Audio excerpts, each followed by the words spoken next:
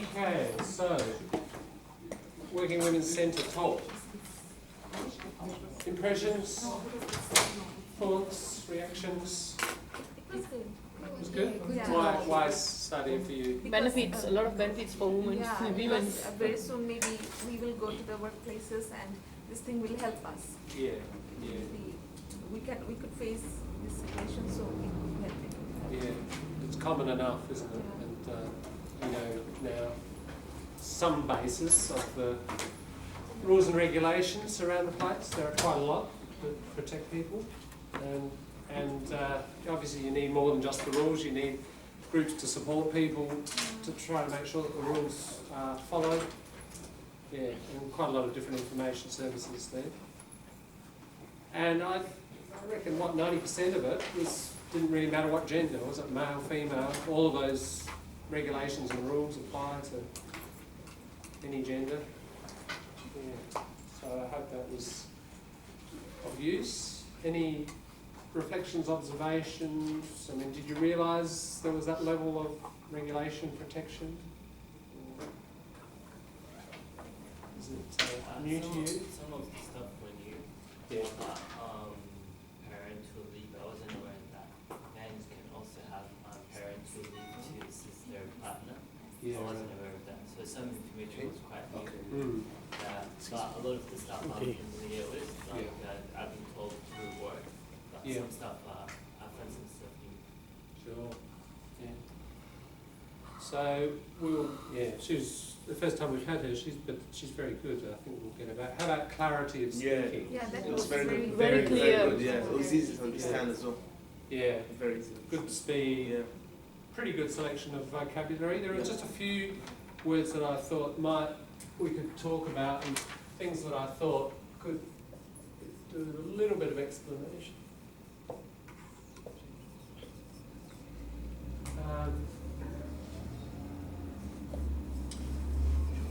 A few words, not too many. She was very good, I thought, in her plain English, we call it.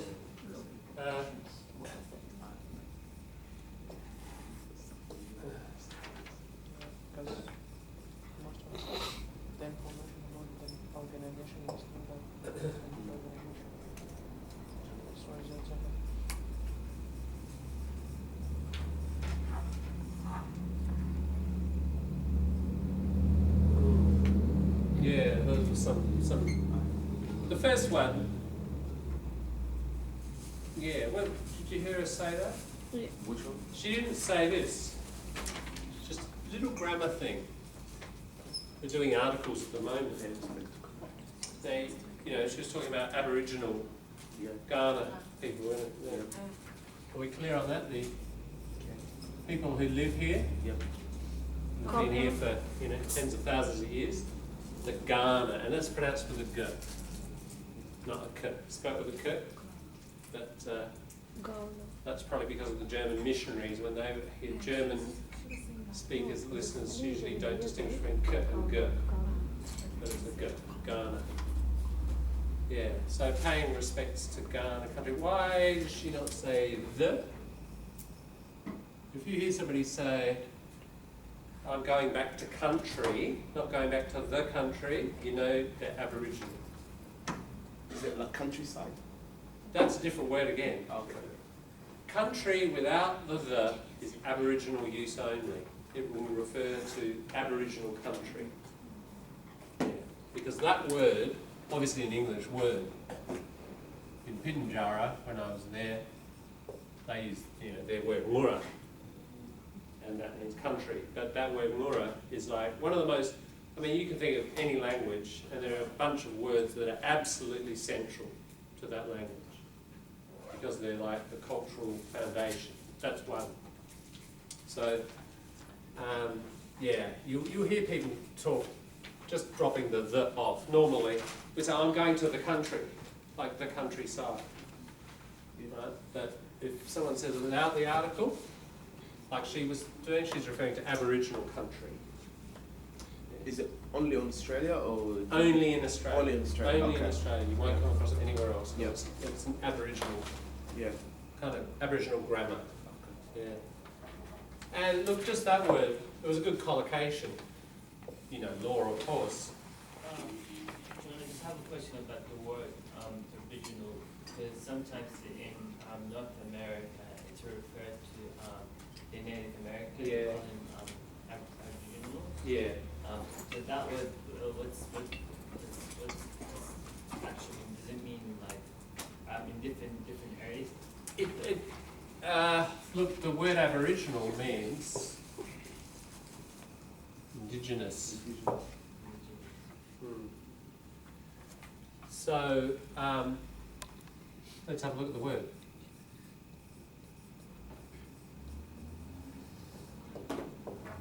Original. Yeah. Ab is from. So in other words, if someone's Aboriginal, they're from the original group. That's really all the word literally means. You might write the Aboriginal tribes of North America, right? So not Australian Aboriginal. You will spell it then with a small letter.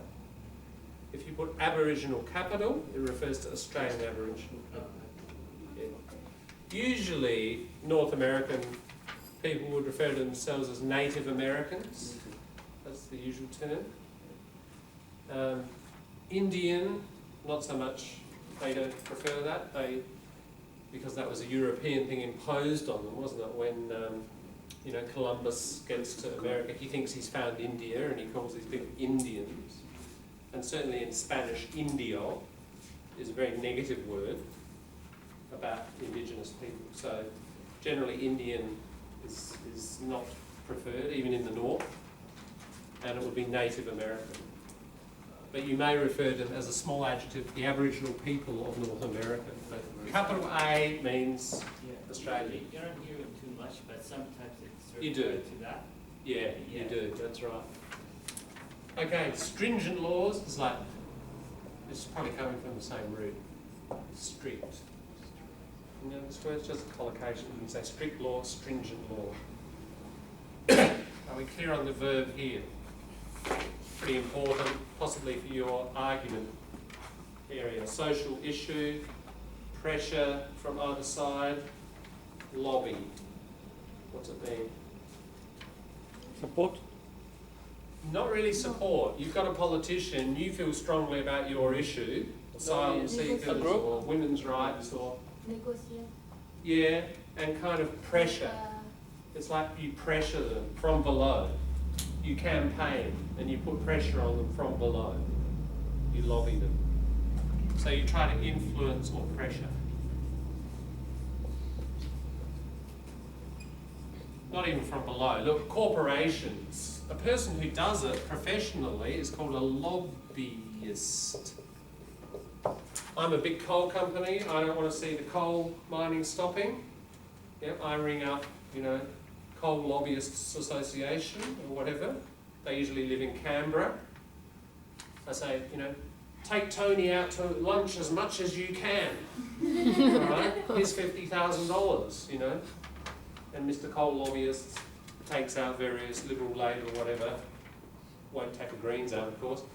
But yeah, they do all that work. That's professional people. There are hundreds of them, literally, in Canberra, earning hundreds of thousands and millions of dollars. Usually, you know, businesses have the most money and they buy lots of lobbyists. Small community groups like Working Women's Centre can't pay so much. So that, you know, money talks, doesn't it? Money is power. So there's not a level playing field here between left and right in relation to lobbying. But nevertheless, those people do lobby, and we can see overall they've achieved quite a lot over the last few decades. Notice the date. What date was it established? 1979. Yeah, now that's kind of critical. As I've said before, the left was strong back then. Feminism, peak of feminism, 1975, globally. It starts to decline after that, and it's sort of still in long, slow decline. Labour movement around the world is in long, slow decline. So it's not an accident. This was established then, and as she said, there's been times they've had the funding cut, but they've lobbied again, and they've got it back. So there's this, you know, pressure on them all the time. Would it be pressure from capital or pressure from labour? Capital overall is saying cut, cut, cut, this kind of stuff. Capital overall is not interested in the work in women's centre and would probably like to see it disappear. Many, you know, who are bargaining for capital. But, you know, there's pressure from the other end too, from the other side. The overall, that labour pressure is getting weaker. It's getting weaker globally. In 1980s, about 45% of Australian workers belonged to a union. So it wasn't ever that high, it wasn't even 50%. Now it's about 18%. So less than half. Right? And that you will see those figures around the Western world, they've declined. As unions have lost power, people feel, what's the use? Don't sign up or whatever. And there's this long, slow decline of labour power relative to capital. And that gets reflected across the whole political landscape. The whole political land, not just employer-labour relations, but pick any political topic, the right overall are dominating, you know, and growing in their power. And it's ultimately linked to this material balance between the two, capital and labour. So when it was strong, this got established, you know, they lobby and fight to maintain that. Yeah, the purpose of the cuts, is it because of the debt, or is the Liberal government using the deficit excuse to cut and increase the firepower? The cuts generally, the cuts are for all sorts of reasons, but overall, look, you know, as I said, I would argue because of my philosophy, Yeah. in any society, it's ultimately a balance of class forces. Ah, okay, yeah. And you can win, but it might only be temporary. You don't win permanently. That force that's against you will attempt to cut. And they'll invent various political reasons, Okay. excuses, ideologies to cut. So They'll seize key moments when to cut. they're They might make up Yeah. an excuse like a deficit to cut. Yeah. It could be all sorts of reasons. So currently, their political reasons could be the debt. Yeah, the debt. Debt. Yeah. So Silent. Debt. Yeah. Yeah. So that could be the political excuse. So we have to cut this because of debt. We have to pay the debt. Debt. So That's that could be the reason, but yeah, but the debt maybe it doesn't have to be paid off. Maybe it's not that high. I don't know too much. Possibly, about it. possibly. I mean, that's getting into all sorts. Yeah. I mean, you know, depends on your broad philosophy of how to run an economy too, doesn't Yeah, it? Like, and that could be an excuse of doing all this sort of stuff. could be. Yeah. Could be. Depends on the situation. Yeah. Whether I mean, sometimes debt is a real problem, you know, and things do have to be cut. But then the question is, what do you cut? Yeah. And yeah, that's a political decision. What you cut, what you take on the menu, and what you cut and what you don't. Excuse me, John. Yeah. C in a country is capital? Is a name for Aboriginal land? Yeah, that's right. When you're writing about Aboriginal country, put a capital. Yeah. Burnout. She mentioned burnout. You know, long service leave. And after several years, sometimes you feel burnt out. So your adjective, burnt out. You get the idea? It's like a fire, isn't it? And then there's no energy left. All the heat's gone, you're burnt out. It's a common little phrasal verb. And we get the noun from the phrasal verb. Yeah. This one, useful word for, well, I've said don't use words like bad and good in writing. There's a good equivalent. Adverse means negative.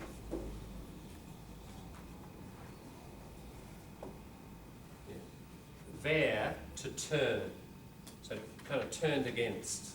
What is the opposite word for adverse? Like, You can't say proverse, no. You just say positive. I mean, you've got negative and positive. no, I mean if we put a Adverse. sentence like Yeah. there are adverse, good and bad effects. If you use adverse There are adverse and positive effects. okay. You could say, I mean, various other synonyms for positive.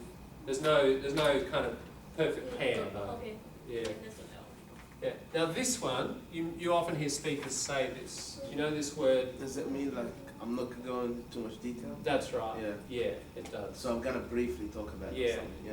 Now what I wanted, exactly, so it means I won't spend a long time on it. Yeah. I won't go into the detail. But what does the verb mean? Just like, it's a metaphor. Metaphor, yeah. Yeah, so again, remember we've got a metaphor. If we go back to the literal, real meaning, it's good to know the real meanings of metaphor. Dwell. Is it like turning and going? I'm not No, what about if I reckon if I do this, I think some of you might recognise it. Staying. dwelling. What's a dwelling? It's another word for a house, Yeah. a dwelling, Settled. a building that you live in. This isn't a dwelling. No one lives here, except the rats and the mice. Oh. Dwell, very old Germanic word for live. So if you don't dwell on something, you stay there for a long time. So I'm not going to spend a long time on this. That's basically what you're saying metaphorically. Just it. Quite a common word that people will use. And usually in the negative, like this, I won't dwell on that. He didn't dwell on it. What is the verb version of the lobby? That is the verb and the noun. Lobby is Both. The person who does it is the lobbyist, but you can organise a lobby, you know, like a campaign. If you want to use it as a verb, how do you use it? Look, it's important that we lobby the politicians, you know, to stop nuclear power. So we lobby, there's your object of the verb. You lobby someone about something. So this will be a someone, your object. You lobby someone. Is it the same spelling to the lobby in the... It is, yeah, exactly the same. And that's an interesting point. Why are the two, I don't That's what I was know, thinking. we'd have to, Etym Online would probably tell us, you know, the history. There's probably some, maybe all the lobbying happens in the hotel lobby. Yeah? Yeah. All the suitcases of money get, all the invitations to lunch. I don't know. It's an interesting point. Yeah, it is the same spelling. All right, that's the Working Women's Centre, and as I said, I think 90% or even maybe more of that relevant to thanks. Feedback if you've got it. Feedback sheets. We may have given you may have handed them up, but I'll hand them to the dean who will look for Sandra on the train. Thank you.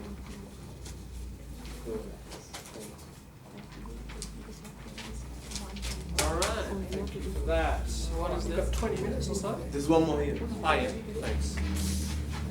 Shall we do a little bit of, do you reckon we can squeeze in, given that you're writing next week, it'd be good to finish the model essay.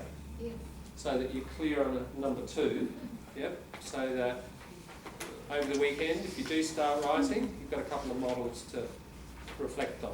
Okay, so model essay, we'll see if we can knock that off, polish it off, using some slang here about finishing, polish it off in 20 minutes. Everyone got their copy? John, I don't wait. Okay. We've got a few spares for $7.50 each. Anybody else need to go? That's all right. Sorry, Thank this you. not this one. Not that one? No. Okay. I The have grammar, yeah. All right. Anybody not got the grammar from yesterday? We won't do that now, but it's good to... Give me please one. Yep. Right. Tar. I just said tar. What does tar mean? Thank you. Thank you. It's a very quick way of saying thank you, and I use it all the time in emails and texts. Tar. So a few people sort of said, what's tar mean? What does J mean? Hey? Sometimes people put the J at the end. Just J. I think it's something like that. yes. I have Can I have seen your it. attention, please? We're currently testing the fire evacuation system. No action is required. required. No action required. Who needs that We're grammar? currently testing the fire evacuation system. No action is required. Thank you. That's J. Right, everyone got it? Why Okay, should we are going to Why do push people put through the sound. In the Because we need to read and get One this email I got. That done. Okay, thank you. I got We are up to Then J. there's the last page. Have a look, guys. Last page. No, it's Second to last page. Third to last page. I think we're at the bottom. Contrary? Contrary. Who's got a big loud voice? Waleed can read. okay. No, not that. Not This one. You didn't get that? Oh yeah, I got it. This one? They're saying evacuate now. Go for Waleed. Wait for Contrary to the possible human rights. Contrary to the possible human rights violation and a doubt to receive fair trial in Sweden, the Australian Foreign Minister Bob Carr appears to firmly believe that Assange would never be extradited from Sweden to the US, dismisses any possible relevance between his asylum and the US. Good. Have we read the paragraph before? Yeah, we we did. did. Yeah, okay, that's right. Thank you. Let's keep going. Okay. And the US investigations on WikiLeaks affirms that Australia has no legal standing regarding Assange's extradition to Sweden, and that the reason Assange isn't the Ecuadorian embassy is to merely avoid the allegations in Sweden, and insists that Assange should go to Sweden to face questions about alleged offences. However, before he could go to Sweden, there are things Australian government should and can do. Good, thank you. The Australian government should and can do. You can see, no, not your mistake, the writer's Yeah. mistake, just correcting it. Yeah, nicely read, Wally. Nancy. As the Roswell point out, Australia can still play a key role in loosening the diplomatic Jordan Gordian knots, a metaphor. by seeking assurance for Sweden, which are within the ambit of the consular for an Australian citizen. Australia could seek the diplomatic assurance from Sweden that Assange will be subjected to due process on Swedish law, and that any trial would be conducted consistently with international rights norms. If he is extradited to Sweden. Good, thanks, Nancy. Tilhani, can you push on? These assurance would assist. What's that? These assurance would assist in ensuring that Assange was treated in the same manner as any other person under Swedish law. A possible outcome of this process is that the Swedish prosecutor may determine that Assange has no case to answer all potential criminal charges against him are dropped. Yeah, to answer and or. Yeah. Good. Determine, not determine. Common error. Determine. Just a schwa. Determine. Yeah. I forgot to tell about it.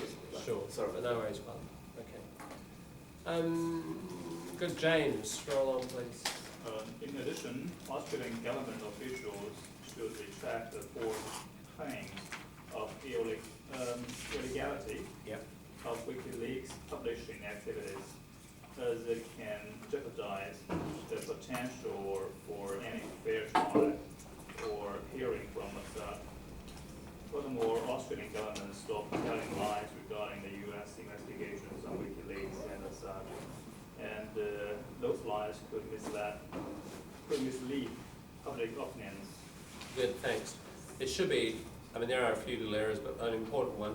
Further, the Australian government should, missing the should, stop telling lies. Yeah. Good, thanks. Okay. Pavel, push on, please. Finally, recently introduced series of legislation of amendments should be reconsidered. The Intelligence Service Legislation Amendment Act, so-called the WikiLeaks Amendment, allows to extend the power of the government watchdog Australian Security Intelligence Organization (ICO) to spy on Australians involved with activities outside Australia that are of interest to the government. The Extradition and Mutual Assistance in Criminal Matters Legislation Amendment Act would justify the government to override restrictions on extraditing people accused of political offenses against foreign governments by narrowing down the definition of political offense. Good, thanks. Rena? The Cybercrime Legislation Amendment Act carries an internet service providers to preserve stored communications when requested by certain domestic authorities such as the Australian Federal Police, or when requested by those authorities acting on behalf of nominated foreign countries. Time-based 2013. These changes could be abused not only to facilitate the US to prosecute him and WikiLeaks or ASIO to keep them under constant surveillance, but also to restrict the existing legal and political rights of any Australians, including Assange as well as other politicians. Good, thank you. Yeah, the ASIO, ASIO is how you say that. It's a bit like you don't say TAFE, you say TAFE. It's ASIO. ASIO are the secret police in Australia. All right, that's it. We have to figure out what's going on here. We've done it up to where we started reading. Let's do it together so that we save a bit of time. We've got 10 minutes. Contrary to, blah, blah, blah. What's that all about? When I use so and so that is more static, more formal from so, not What? here. When I write, when I So that is like in order to. in order to, So is like, therefore, yeah, yeah. so, So there's a difference. So that. therefore, Yeah. No, so that. Let's shut the door so that the air can heat up, equal. so that the room is warm. It's like in order to make it warm.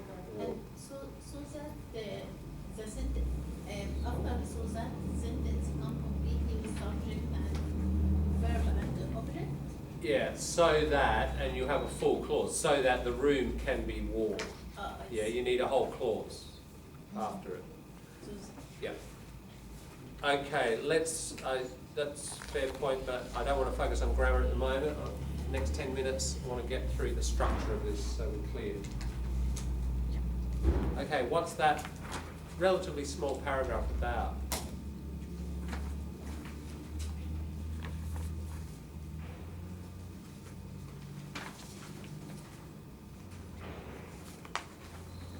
Human rights violation.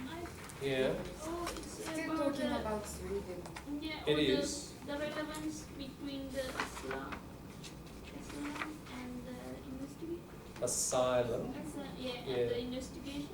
I think it is a carry-on from the Swedish thing, isn't it? The one above it. So it's part of that section still.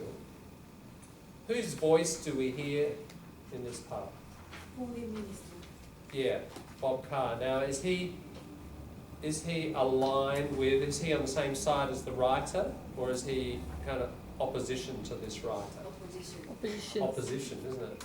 Because he's part of the Australian government, and this writer is criticising the Australian government. Yeah.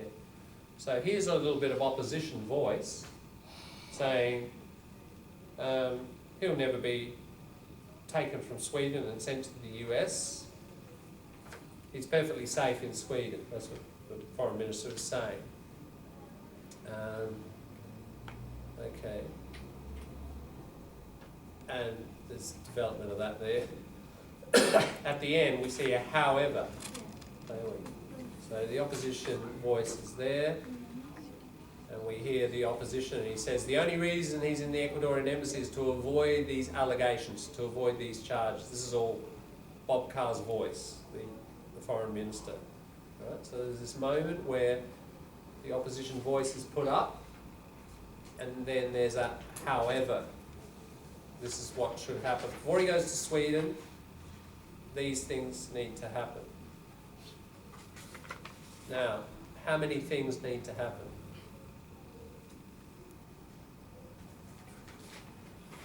We don't know. It's not spelled out in that sentence, that's true. But if we look at the structure of the rest, read the topic sentences of the next 3 paragraphs. As Your Rothwell attention points out, please, we're currently testing the fire evacuation Australia system. can still No play